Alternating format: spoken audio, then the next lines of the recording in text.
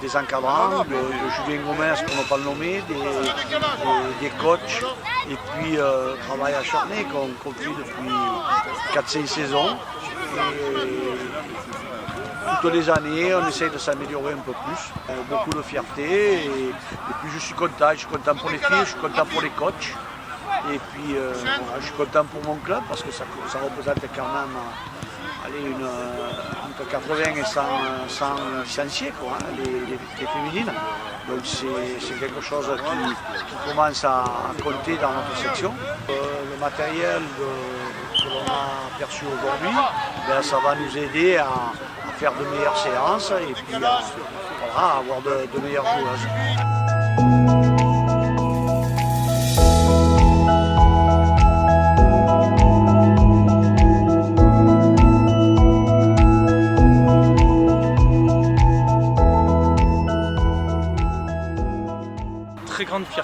Très grande fierté déjà pour le club, pour les éducateurs qui sont là au quotidien sur les terrains, pour les petites, très grande fierté pour les parents qui suivent le projet, pour certains depuis maintenant pas mal d'années. Et voilà, le travail du quotidien, une fierté aussi certainement personnelle, alors sans vouloir être égoïste, mais voilà, c'est quelque chose qu'on obtient après 6 ans de dur labeur, après du travail de terrain avec des éducateurs et cette stabilité qu'on a essayé de mettre chez les éducateurs. Donc voilà, c'est une grande fierté et ça laisse présager que de bons horizons. Les prochaines étapes, c'est de stabiliser parce que c'est super d'obtenir un label or. Est-ce qu'on est capable de maintenir ce label? Est-ce qu'on est capable de rester premier? C'est là toute la difficulté.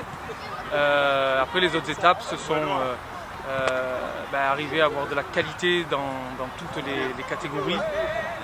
On a énormément de catégories qui se sont développées sur ces 2 dernières années. Il faut savoir suivre le rythme de développement déjà en quantité et ajouter à ça de la qualité, c'est assez complexe.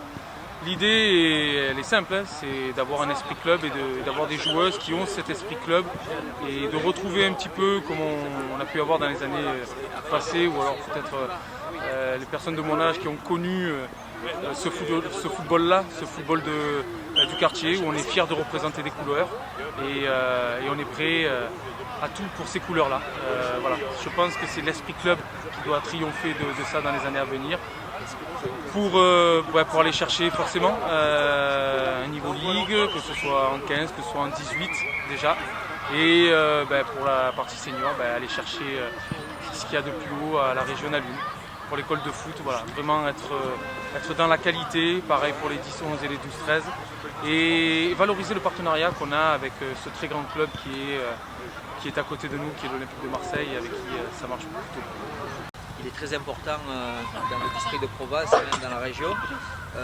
Et là, c'est important, vous écrivez l'histoire vous aussi, les filles, donc c'est important que vous puissiez faire un petit peu comme les garçons. Donc félicitations.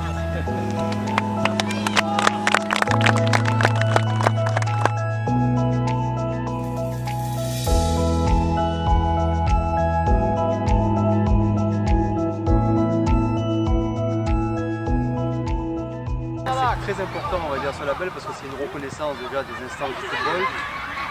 Ce label, c'est le label or, qui est la plus haute distinction qu'un club peut recevoir pour une école féminine de football.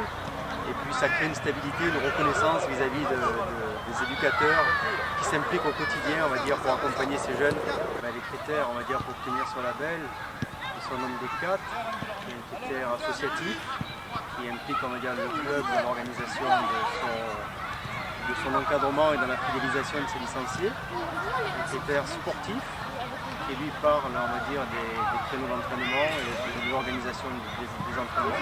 Le troisième, c'est le projet éducatif, donc le pilier éducatif, au travers lequel il est essentiel de former les citoyens de demain au travers le football et le sport en général.